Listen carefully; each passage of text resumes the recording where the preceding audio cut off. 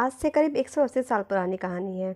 रूस के क्रीमिया में वॉर चल रहा था और इस वॉर में एक लेडी अपने साथ नर्सेज के ग्रुप के साथ आई। उन्होंने अपने सेवा भाव से घायल सैनिकों की सेवा में दिन रात एक कर दिया। वो दिन भर सैनिकों की सेवा करती और रात में भी वो हाथ में एक लालटेन लेकर ये देखने के लिए निकल जाती कि कहीं सैनिकों को उनकी जरूरत तो नहीं। सैनिकों ने उन्हें लेडी विद द लैम्प कहना शुरू कर दिया और बाद में ये महिला इसी नाम से फेमस हो गई।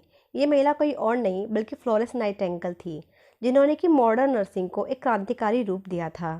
12 मई को उनका जन्मदिन इंटरनेशनल नर्सेज डे के रूप में मनाया जाता है। इस वॉर में रूस के खिलाफ फ्रांस, ब्रिटेन और ऑटोमन साम्राज्य ने जंग लड़ी थी। करीब 2 साल तक चले इस वॉर के बारे में कहा जाता है कि बहुत खून खराबे के बाद भी इससे नतीजा कुछ नहीं निकला। लेकिन इस वॉर से जो फ्लोरेंस नाइटिंगेल की कहानी निकली थी वो मानवता के बहुत करीब थी, जिसने कि इतिहास रच दिया। कौन थी ये फ्लोरेंस नाइटिंगेल? तो आज के इस वीडियो में जानते हैं उन्हीं के बारे में।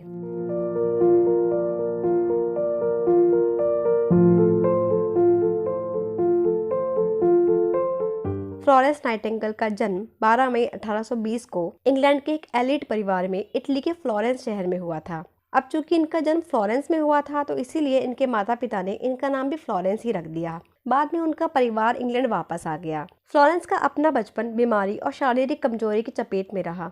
फ्लोरेंस के हाथ बहुत कमजोर थे, इसलिए वो 11 साल की उम्र तक लिखना सीख ही नहीं सकी थी। लेकिन बाद में फ्लोरेंस ने लैटिन, ग्रीक और गणित की शिक्षा ली।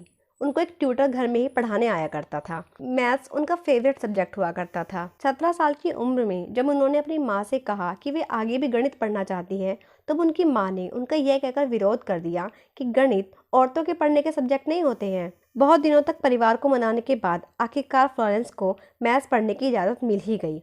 ये बात तो उनके परिवार ने जैसे तैसे बचा ली थी। लेकिन जब 22 साल की उम्र में फ्लोरेंस ने ये घोषणा की कि वो नर्सिंग को अपना कैरियर बनाने चाहती है, तब उनके परिवार ने इसका बहुत विरोध किया।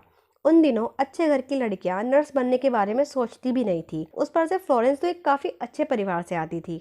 उनका ये फैसला उनके परिवार वालों को बिल्कुल पसंद नहीं आया और अपने इस फैसले के कारण उनको अपने परिवार के काफ़ी विरोध का भी सामना करना पड़ा। लेकिन जल्दी ही उनके घर वालों को उनके संकल्प के आगे झुकना पड़ा। 1851 में वो जर्मनी गई और वहाँ से उन्होंने नर्सिंग की ट्रेनिंग ली और 2 साल बाद उन्होंने लंदन में महिलाओं के लिए एक हॉस्पिटल खोला। इसी साल जब क्रीमिया में युद्ध की शुरुआत हुई तो फ्लोरेंस करीब 38 नर्सों को साथ में लेकर तुर्की के एक सैनिक अस्पताल में घायल सैनिकों की सेवा के लिए पहुंच गई।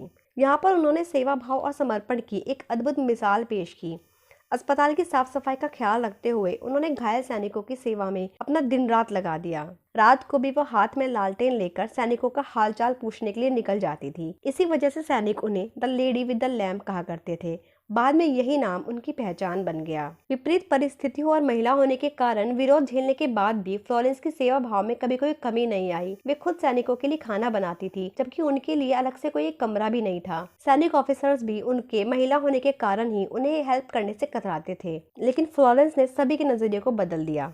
युद्ध के बाद भी जब फ्लोरेंस वापस लौटी तो उन्होंने सैनिक अस्पतालों के लिए काम करना जारी रखा। उन्हें ब्रिटेन की महारानी और शाही परिवार से भी सराहना मिली। 1860 में उन्होंने आर्मी मेडिकल स्कूल खोले और इसी साल उन्होंने नर्सों के लिए नाइटिंगेल ट्रेनिंग स्कूल भी खोला। फ्लोरेंस नाइटिंगेल एक राइटर भी थी। उन्होंने अपनी एक बुक नोट्स ऑन नर्सिंग को भी पब्लिश किया था। फ्लोरेंस नाइटिंगेल ने अपना पूरा जीवन गरीबों, बीमारों और दुखियों की सेवा करने में समर्पित कर दिया और इसी के साथ ही उन्होंने नर्सिंग के काम को समाज में एक सम्मानजनक स्थान दिलवाया। इससे पहले नर्सिंग के काम को काफी हिकारत की नजरों से देखा जाता था। फ्लोरेंस के इस योगदान के लिए सन 1907 में किंग एडवर्ड ने उन्हें ऑर्डर ऑफ मेरिट से भी सम्मानित किया। ऑर्डर ऑफ मेरिट पाने वाली पहली महिला फ्लोरेंस नाइटिंगेल ही थी। फ्लोरेंस की इस पहल से विश्व भर के कई रोगियों को अपनी परेशानियों से निजात मिली।